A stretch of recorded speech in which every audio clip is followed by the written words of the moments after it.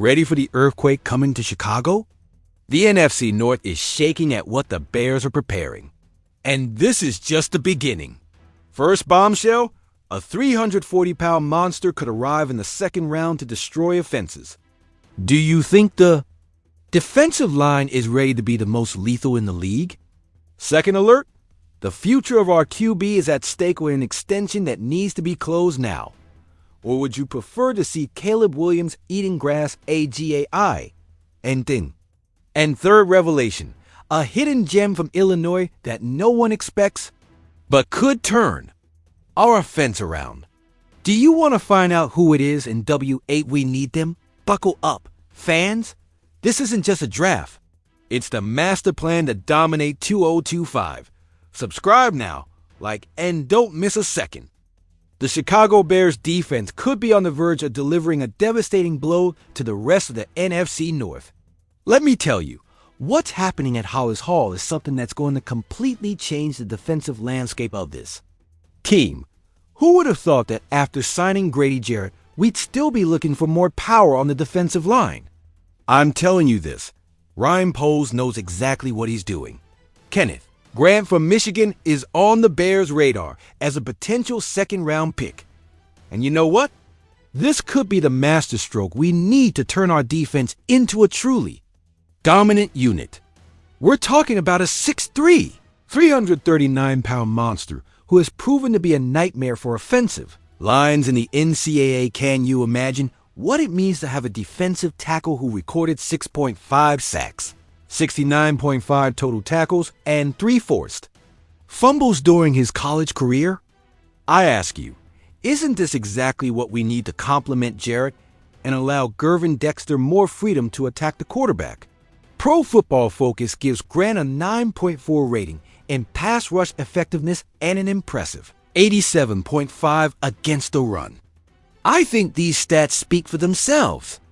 In a division with running backs like Jahmyr Gibbs, Josh Jacobs, and Jordan Mason, we need someone who can plant a wall in the middle of the defensive line. Dennis Allen, our defensive coordinator, is looking for players who can execute his system with precision, and Grant seems like the perfect candidate. Do you remember what the Eagles' defensive line did in the Super Bowl? 6 sacks against Patrick Mahomes without sending a single blitz. I'm telling you, that's what we could do with a properly reinforced defensive line. The question now is whether Grant will be available when the Bears pick in the second round. I think Poles should do everything possible to get him if he's still on the board. What do you think? Would Kenneth Grant be a valuable addition to our defensive line? I say absolutely yes. But let's get to what's really causing a stir in Chicago. Will Joe Thuney stay with the Bears beyond this season? This is the million-dollar question that has all the fans on edge. When we acquired Thuney from the Chiefs, we sent a clear message. We are fully committed to protecting Caleb Williams. After watching our rookie quarterback get sacked 68 times last season, more than any other quarterback in the league, it was clear we needed to make some drastic changes. So what did Ryan Poles do? He went and got one of the best guards in the entire NFL. I ask you, wasn't that one of the best moves in all of free agency? The only problem is Thuney will be a free agent after the 2025 season. Many are wondering if the Bears really gave up a 4th-round pick just to have Thuney for one season. I think that wouldn't make any sense. Brad Biggs from the Chicago Tribune believes it's much more likely that the Bears are already working on a contract extension. Think about it. We already have Jonah Jackson, acquired from the Rams, and Drew Dalman on a 3-year, $42 million contract. Do you really think we build 2/3 of our interior line just to dismantle it after one season? I tell you, that would be absolute madness. Thuney is not just any player. We're talking about a 3-time All-Pro and 3-time Super Bowl champion. 2 rings with the Patriots and 2 with the Chiefs. How many guards in the league can boast that resume? I ask you, isn't he exactly the kind of leader we need while Ben Johnson implements his new offensive system? During the 2024 season, Thuney proved to be at the top of his game. He started all 17 games and earned a 79.9 rating from Pro Football Focus, ranking 12th out of 135 guards. In pass protection, he was even better, 5th among 132 guards with an 82 rating. These numbers are elite.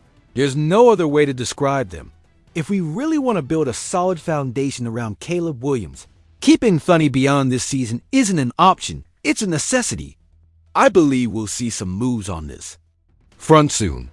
The Bears have the cap space to make it work, and Thunny seems to fit perfectly with what we're building. And now, let me tell you about a prospect who is flying completely under the radar and could be an absolute steal in the late rounds of the draft. Pat Bryant from Illinois. Have you ever heard of him? If not, pay attention, because this guy could be exactly what we need to complement our receiver group. With the draft just 3 weeks away, everyone is talking about our early picks. But sometimes the gems are found on Saturday afternoon when no one is paying attention. And I'm telling you this, Pat Bryant could be that gem. Although he didn't have a spectacular combine, Bryant comes off an impressive season with Illinois, helping them win the Citrus Bowl for the first time since 1989. He recorded 54 receptions for 984 yards and 10 touchdowns. Are these first-round stats? No. Are they stats of a player who can contribute immediately? I absolutely think so. At 6 feet 2 inches tall, Bryant has something that's scarce in our current receiver cores. Size. Outside of Rome Oduns, we don't have many receivers with that height. Tyler Scott and Olamide Zacchaeus are under 6 feet. I ask you, don't we need variety in our receiver group so Ben Johnson can implement his diversified scheme? What really stands out about Bryant is his ability to win contested balls and create separation with well-executed routes. His hands are reliable, and his height allows him to win in 50-50 situations, something Johnson will surely want to utilize. Yes, his 4.61 speed in the 40-yard dash raises some eyebrows, but Bryant has shown he plays faster than the combine. Numbers indicate. Remember his 40-yard touchdown against Rutgers on November 23rd. He caught the ball at Rutgers' 23-yard line and outran several defenders to the end zone. I tell you, game speed is what matters, not a combine number. Bryant reminds me of Marty Booker, a former Bears receiver who was never considered a true deep threat but consistently made big plays thanks to his excellent route running and ability to use his body to secure catches. The beauty of selecting someone like Bryant in the late rounds is that we wouldn't have to rely on him immediately. With Moore, Oduns, Scott, and Zacchaeus, we have the flexibility to allow him to gradually develop in Johnson's system. I believe this is exactly the ideal situation for a prospect with his profile. And here's the most intriguing aspect. Bryant could be a long-term investment. In 2029, both Williams and Oduns will be finishing their rookie contracts and likely getting lucrative extensions that could put the Bears in a tight salary cap situation. If we have to say goodbye to Moore and look for economical options, wouldn't it be perfect to have someone like Bryant already familiar with the system? Selecting Pat Bryant in the late rounds will give us the flexibility to focus on other positions of greater need in the early rounds. Defensive end, offensive tackle, and running back are priorities, but we also need depth at tight end, safety, and linebacker. I ask you, isn't that flexibility exactly what we need to build a complete roster? Bryant may not be the most glamorous pick, but he could be one of the smartest.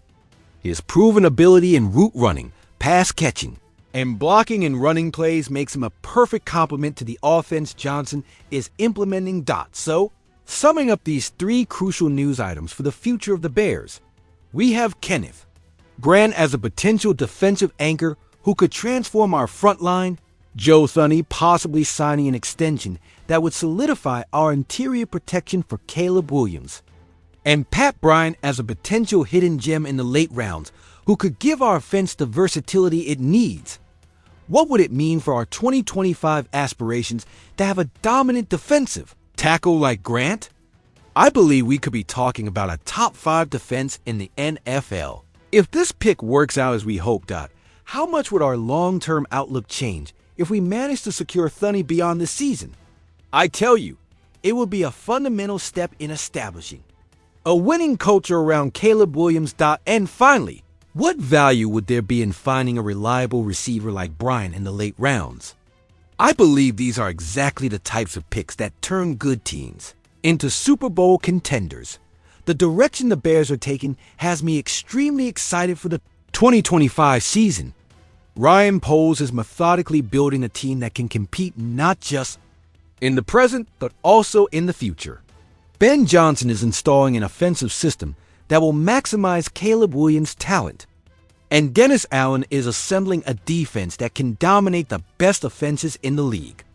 Are you as excited as I am about what's happening in Chicago? Do you think these moves position us as legitimate contenders in the NFC North?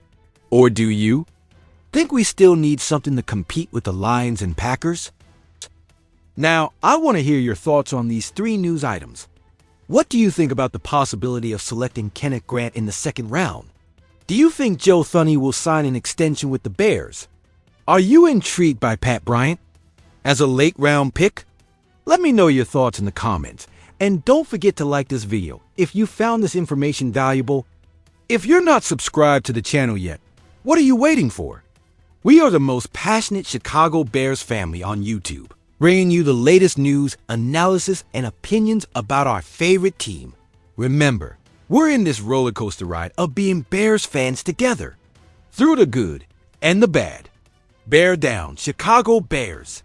Subscribe now, turn on notifications, and join this community of true fans. See you in the next video.